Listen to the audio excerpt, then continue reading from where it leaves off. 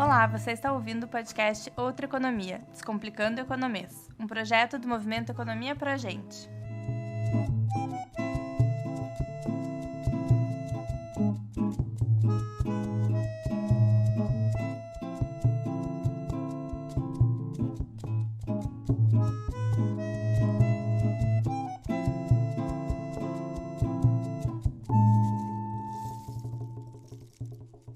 Quem disse que a economia tem que ser um assunto só para especialistas?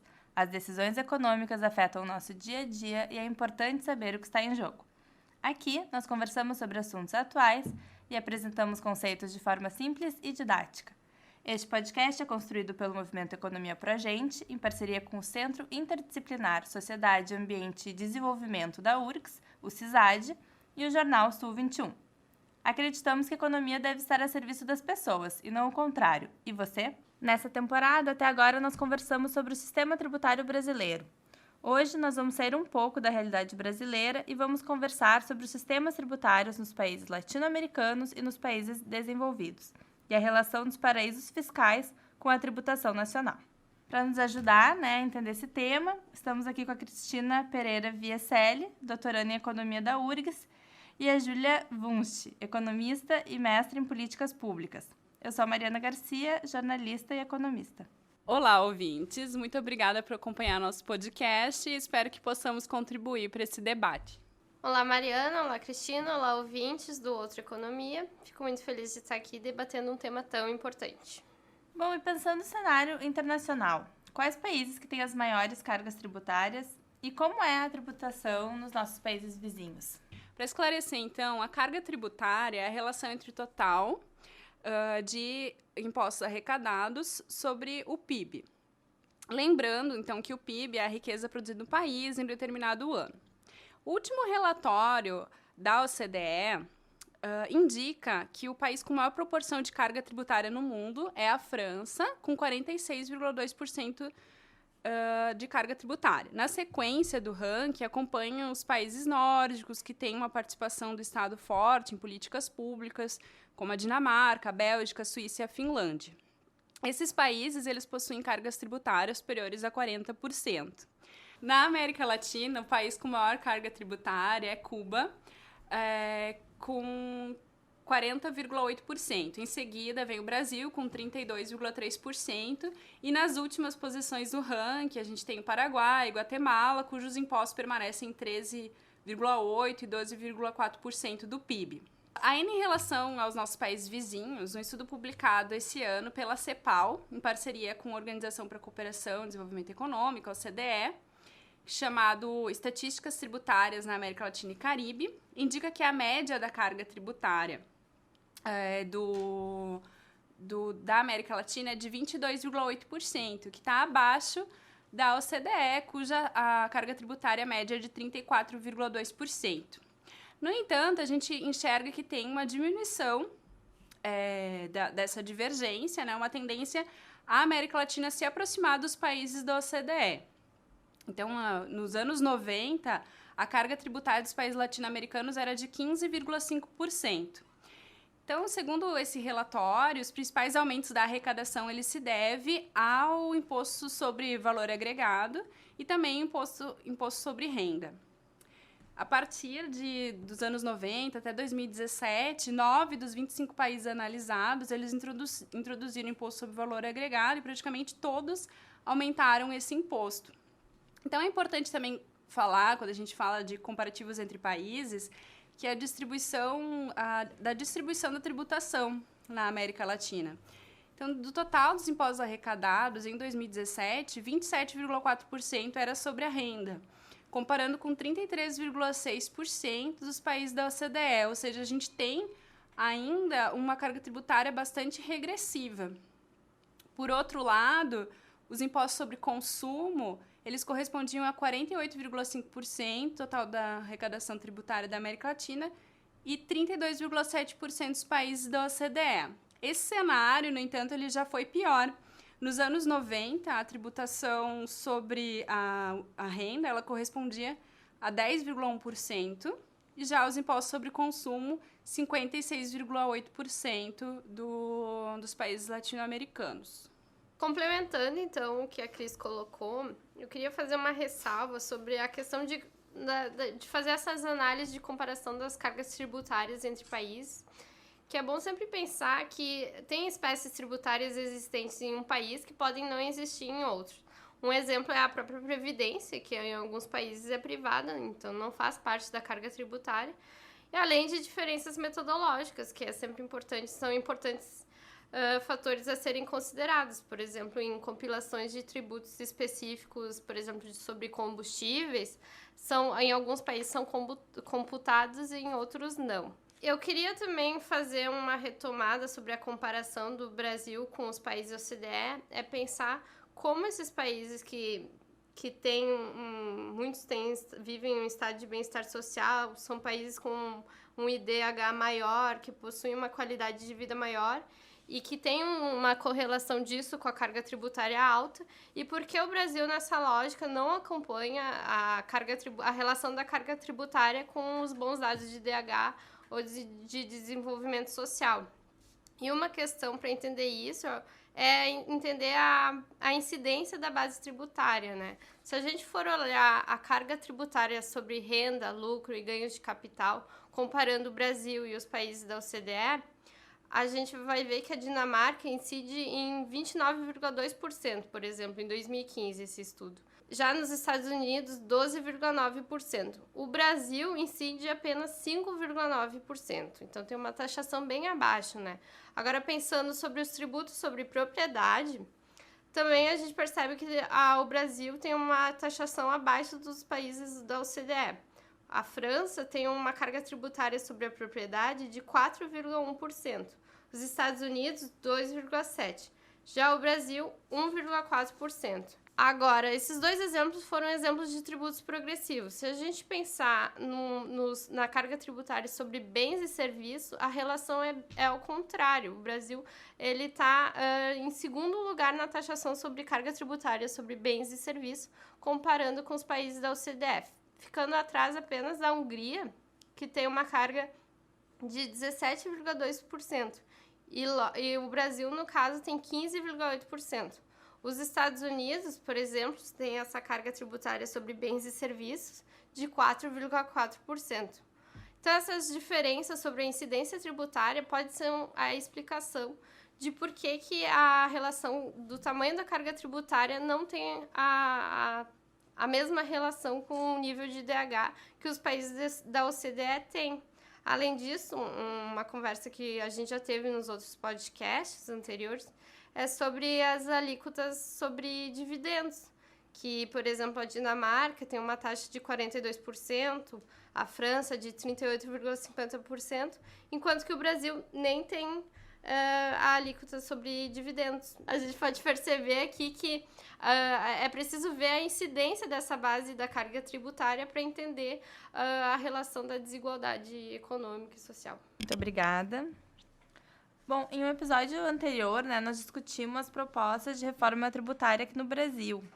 E daí eu pergunto para você se a questão tributária também vem sendo discutida em outros países, né? E quais as principais preocupações, quais pautas que estão em disputa, né?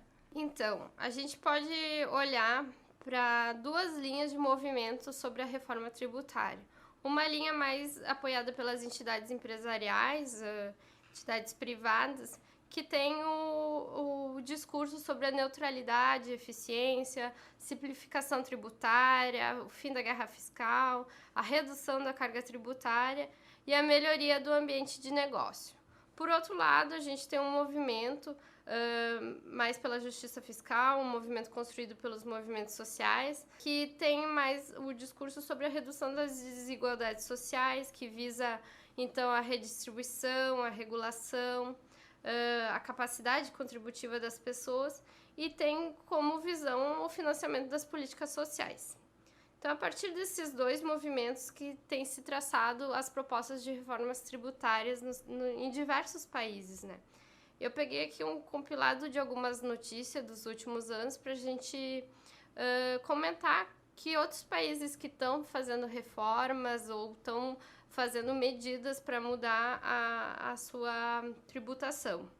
A Argentina, por exemplo, no final de 2017, aprovou uma reforma que incide principalmente sobre o imposto para a pessoa jurídica. Então, eles estão fazendo uma redução gradual da alíquota do imposto para a pessoa jurídica de 35% para 25%. Essa redução vai acontecer em 5 anos, está previsto para acontecer em 5 anos. Essa foi uma das principais medidas que o governo Macri aprovou. O Chile, agora, o ano passado, em 2018, Piñera, logo quando ganhou a eleição, já anunciou que ia fazer uma reforma tributária.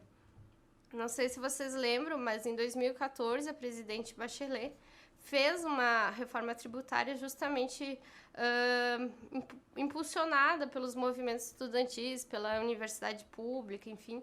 E essa reforma tributária, ela visava a alíquota de imposto de renda para a empresa e a desvinculação da declaração das pessoas jurídicas e da pessoa física. O que o Piñera quer fazer agora é reverter essa reforma e reintegrar a declaração de pessoa jurídica e pessoa física, além de outras medidas no sentido de reduzir a isenção do IVA sobre alguns setores da economia. No México, também, que é um país que faz parte da OCDE, tem recebido várias pressões para fazer uma reforma tributária. O México é um dos países que tem menor carga tributária e, desde a eleição do Obreiro, ele tem feito algumas iniciativas, como, por exemplo, reduzir a taxa do IVA em alguns municípios, principalmente aqueles fronteiriços com os Estados Unidos, justamente para aumentar a competitividade nesses locais.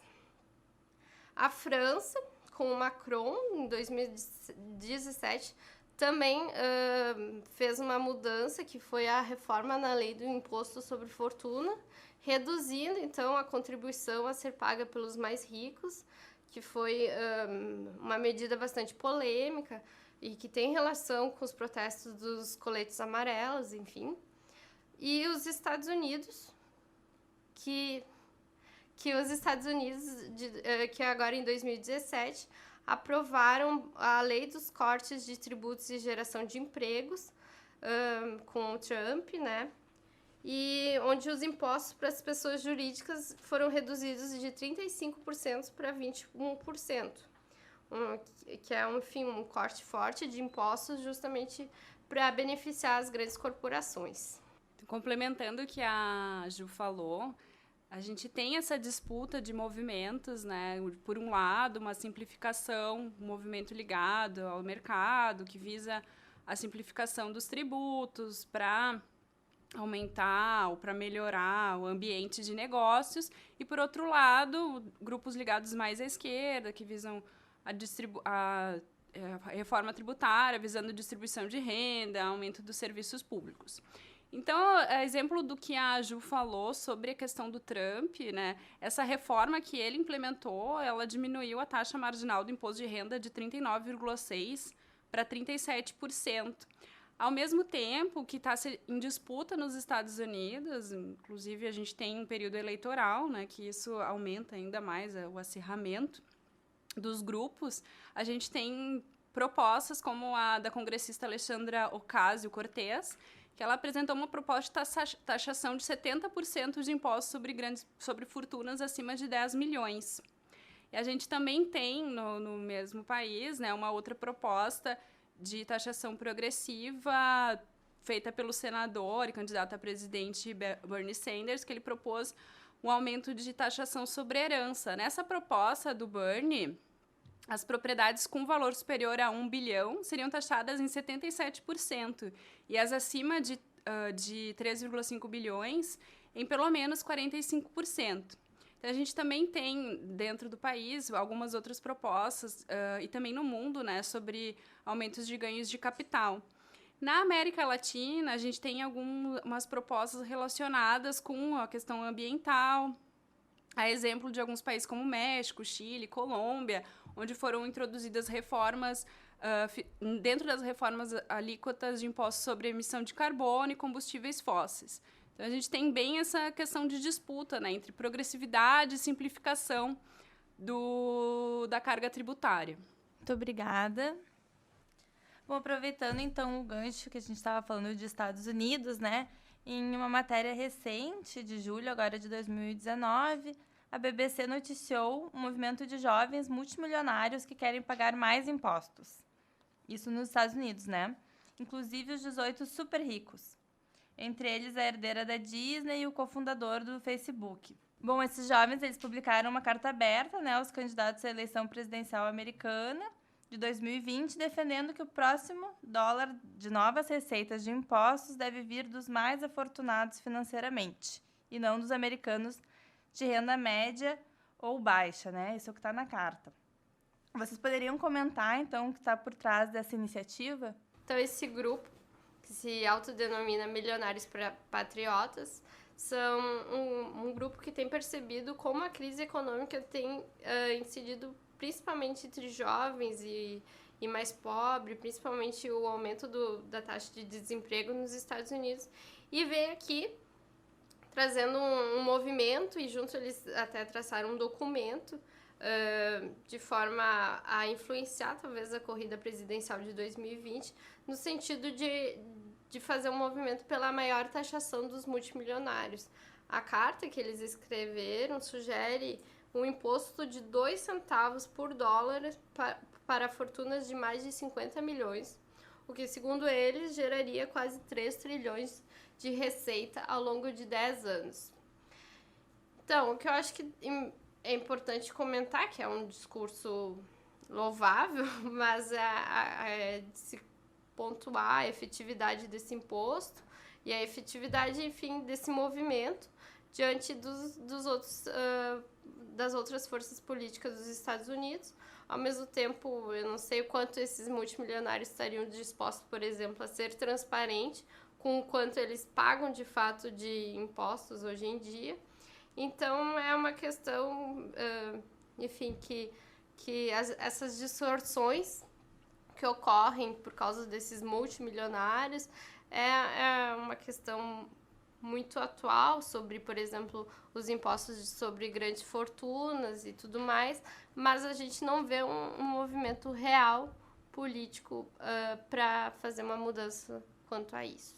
Então, só para complementar o que foi levantado pela Ju, acredito que esses milionários, eles, na verdade, eles estão enxergando que existe, né, um problema cada vez maior, que é o aumento da concentração de renda e também da desigualdade no mundo.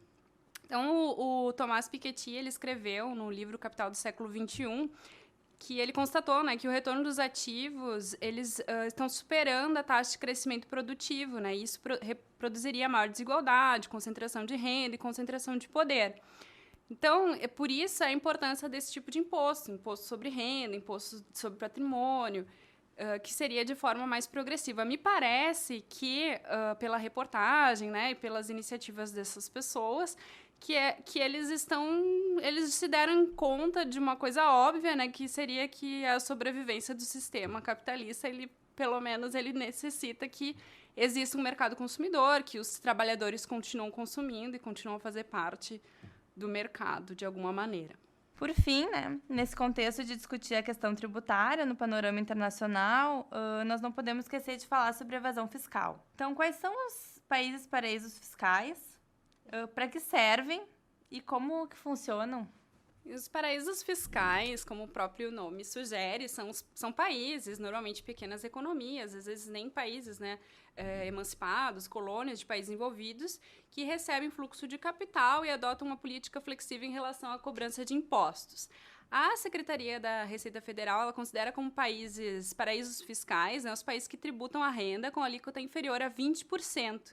E considera também como refúgios fiscais os países cuja legislação permite manter sigilo a composição societária das empresas. Então, a gente tem, além da questão da renúncia fiscal, normalmente os paraísos fiscais eles garantem o anonimato dos depositantes e sigilo fiscal no caso de pessoas jurídicas. Então, a Receita ela considera 65 países dentro dessa classificação. Entre eles, a gente tem, por exemplo, Suíça, Mônaco, Hong Kong, Singapura, Ilhas Caimã, alguns países super conhecidos, né, como paraísos fiscais, como Ilhas Virgens Britânicas, Panamá, Luxemburgo e Uruguai. Então, esse processo ele ocorre com maior intensidade devido à crescente desregulamentação dos mercados, processo de globalização, concentração de capital, financiarização das economias, o que vai diminuindo o poder de gerência dos Estados-nação, do poder político, do poder público sobre o fluxo de capitais. Normalmente, como é que funciona essa engenharia? As empresas abrem subsidiárias nessas localidades que funcionam como companhias offshore. Então, a gente, por exemplo, tem o exemplo da varejista Walmart, que possui 78 subsidiárias no exterior e filiais em 15 paraísos fiscais. Um exemplo, então, próximo é a comercialização de minério de ferro do Brasil, realizado pela companhia Vale, a antiga Vale do Rio Doce, que mudou de nome depois que matou esse rio. Segundo um estudo publicado em 2017 pelo Instituto de Justiça Fiscal, 80% do minério de ferro produzido no Brasil é exportado para a Suíça. Desse total, 62% vai para a China. Na realidade, o que acontece? Esse ferro, ele não vai para a Suíça, esse minério de ferro, ele vai diretamente para a China, mas as transações ocorrem através da Suíça para diminuir a cobrança de impostos. Então, além da perda da cobrança pela menor taxa de impostos, o estudo aponta ainda que o governo brasileiro perde com o subfaturamento das exportações de minério, que saem do país com preço inferior ao cobrado no mercado chinês. Então, a gente tem um subfaturamento das exportações, ela totalizou de 39,1 bilhões entre 2009 e 2015. Os paraísos fiscais, né, além dessa questão da tributação, eles são espaços voltados para a lavagem de dinheiro sujo adquirido por meio de atividades ilícitas. Então, apesar dessa prática ser condenada internacionalmente, então a gente vê como que é imoral essa questão do minério de ferro no Brasil, essas operações elas são feitas de forma legal a partir de brechas na legislação. Então, é feita uma engenharia para que ocorra essas transações todas de maneira legal. Além disso, né, apesar de ter algumas iniciativas fortes internacionais de controle à evasão fiscal, aos paraísos fiscais, os principais países que realizam são grandes economias, como Estados Unidos e Reino Unido, que controlam, inclusive, os territórios onde são localizados os principais paraísos fiscais do mundo. Então, a gente tem exemplo dos Estados Unidos, onde os 4 principais paraísos fiscais estão localizados em estados do seu território, né? Como Delaware, Nevada, Wyoming e Dakota do Sul. Já no Reino Unido, a gente tem famosos paraísos fiscais, como Bermudas, Ilhas Caimã, Ilhas Virgens Britânicas. Além disso, a gente tem uma grande influência de lobbies políticos, tanto por parte do setor financeiro, como também de pessoas físicas, detentoras de grandes fortunas, que fazem doações para os políticos. Complementando o que a Krista colocou sobre a evasão fiscal, em 2012 foi publicada uma pesquisa denominada Tax Justice Network, acerca dos paraísos fiscais, indicando que o estoque de recursos aplicados nessas localidades é estimado entre 21 trilhões e 32 trilhões, o que representa entre 1/3 e metade do PIB mundial em 2010. Então, segundo outro estudo publicado pela Conferência das Nações Unidas sobre Comércio e Desenvolvimento, em 2015, o Brasil foi o 5º país do mundo com fluxos de recursos para paraísos fiscais, somando 23 bilhões entre 2010 e 2014. Então, essa existência de paraísos fiscais tem gerado graves distorções na economia internacional, né? Aumentando principalmente a concentração de renda e desconectando os investimentos produtivos da geração de lucro das empresas multinacionais e, ao mesmo tempo, penalizando principalmente os países mais pobres, que poderiam estar aplicando esse dinheiro dos impostos em investimentos para infraestrutura básica, educação, saúde e etc.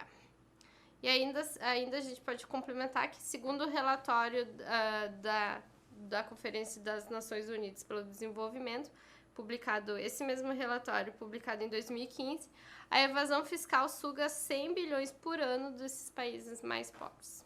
Muito obrigada, Cris. Muito obrigada, Júlia. Essa discussão é muito difícil, né? Mas acho que os comentários de vocês foram muito interessantes, nos ajudaram a entender um pouquinho mais sobre esse tema. Bom, vamos dar umas dicas também para quem se interessou também pelo tema. Uma é o site Tax Justice Network e a outra é um estudo da CEPAL, em parceria com a OCDE, que se chama Estatísticas Tributárias na América Latina e Caribe. Também quem tiver dúvidas ou comentários, pode mandar um recado pra gente na nossa página do Facebook, né, do Movimento Economia Pro Gente, ou no nosso Instagram. Muito obrigada e até a próxima. Obrigada, até a próxima. Obrigada, Mário. Obrigada, Cris. E até a próxima.